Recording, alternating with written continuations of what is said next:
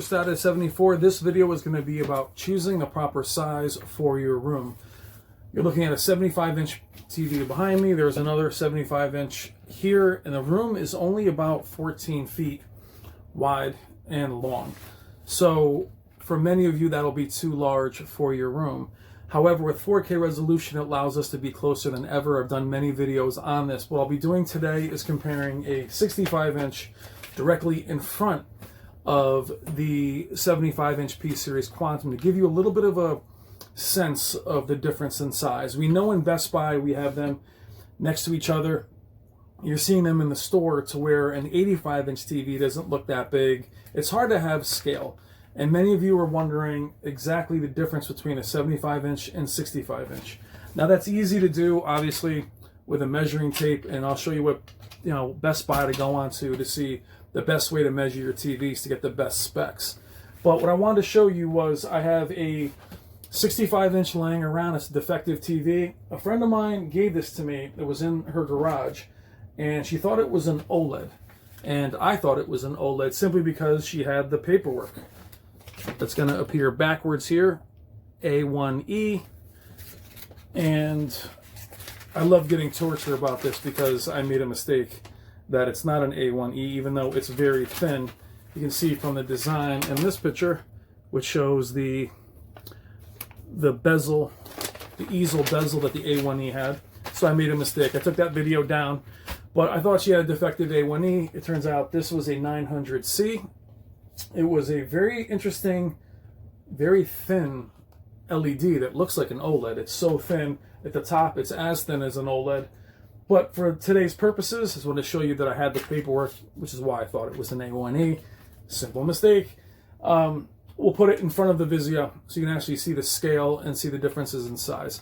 For me, 8K resolution, 4K resolution allows us to be closer than ever.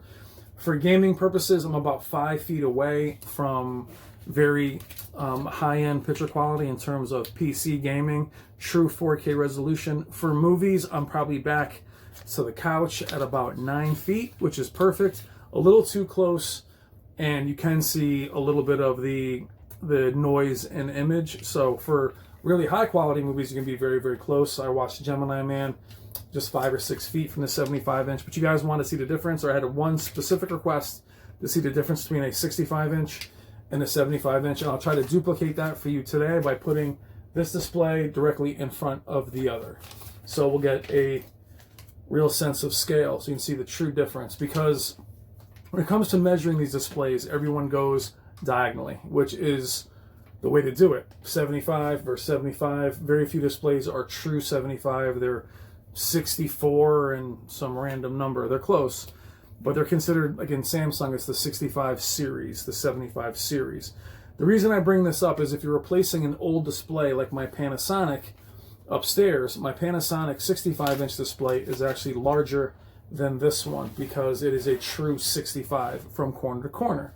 But because of the bezel on that old display, it appears to be much larger. So keep that in mind when you're replacing a older LED that has, especially an older Vizio or some of the displays that had a very large bezel. You want to make sure you measure not just the diagonal screen, but width and height with stand. And you'll realize that more so than the diagonal screen, the real size comes from the width and height of display. That's where you realize diagonally, it kind of looks like it can, if you take diagonally from side to side, even the 10 inches doesn't seem like a big difference. But when you go by its width and its height with the stand or without the stand, it's actually substantial. And you'll see that even a 77-inch OLED is a good deal larger overall than a 75-inch LED. But we'll put the 65-inch up here, try not to drop it, and I'll show that to you guys. But real quick, I want to show you something on the Best Buy website. Now here on Best Buy's website, they have a great specifications page for its width, height, and its dimensions. So you can see here we're looking at the Q80.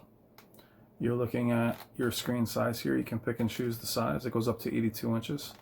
And as you go all the way down past everything, now Costco and Amazon both have specifications, but it's hit or miss on how detailed they are. As you get all the way down, you're going to get down to specs. And what I said before about the display not being a true 75, there is your proof there, 74.5. The Panasonic plasma on the wall is actually 65. But we're going to go even further down from that, past the general, to dimension. 40.6 inches height with the stand, 37.8 without the stand. So obviously if you're hanging it, the 40.6, the stands tend to vary. The Sony 900E that you're seeing right now has a lower profile stand. The Vizio Quantum XP series, though it's the same size, is taller. It has a higher stand. So if you have a center channel like I do, you might want to adjust that. But the real thing that you want to look at is the combination of the 40.6 and the 66.1 width. Now obviously it's not going to change with the stand without the stand because the width doesn't change. But though this sounds like common sense, when people think, hey, I need a 75-inch TV, I don't think I have room, all you need is 66 inches and 40.6 inches to actually have enough room for 75, because the 75 is diagonal. Some people in their mind think 76 or 75 is width. Even though it's diagonal, in some reason it just sticks in their head they don't have room.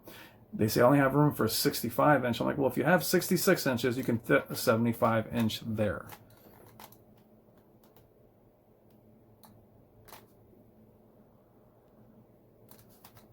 And now here we're looking at the product height with stand at 35.6 in comparison to 40.6. And the width is 57.1 in comparison to 66.1. So that's the differences between the two. Again, it doesn't tell you much. Obviously, you can measure it in inches and figure it out. But let's get this other display in front of the Vizio and get it as close as we can so you can actually see the differences in size.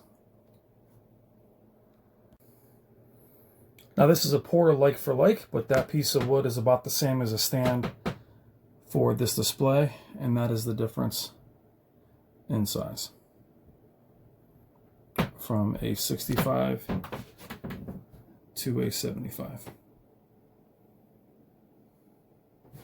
Not the best like for like, it's on a piece of wood, it's leaning back slightly, but you can actually see the differences in frame. How much more massive the 75 inch. And the 65 is leaning back a bit, but you can actually see it's in the center and what it has width-wise in comparison. That's as close as I can get it like for like, guys, without the proper stand, but that's pretty much the height that the Q80 would be in comparison to a 75 inch. See the reflection in my room, which is a mess doing all this TV stuff. But that's as close as I can get it, guys. That's how a 65-inch TV looks, kind of sitting inside a 75-inch.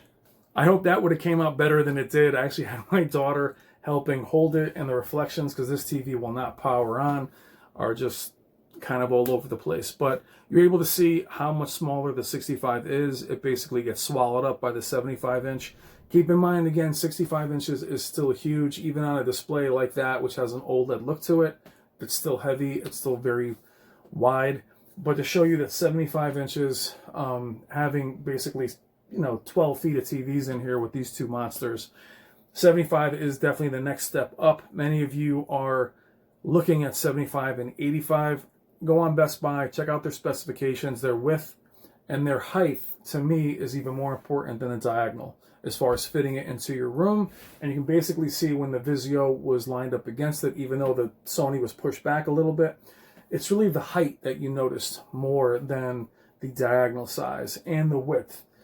That's what makes the TV look so large. And even though the specs are smaller than 75 when you go by its width, all those measurements are very important. Check out Best Buy specifications for any TV that you're looking for.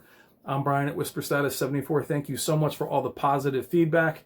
Thank you for watching, and thank you so much for being part of this community. It means a lot to me, and I will talk to you guys soon. Take care.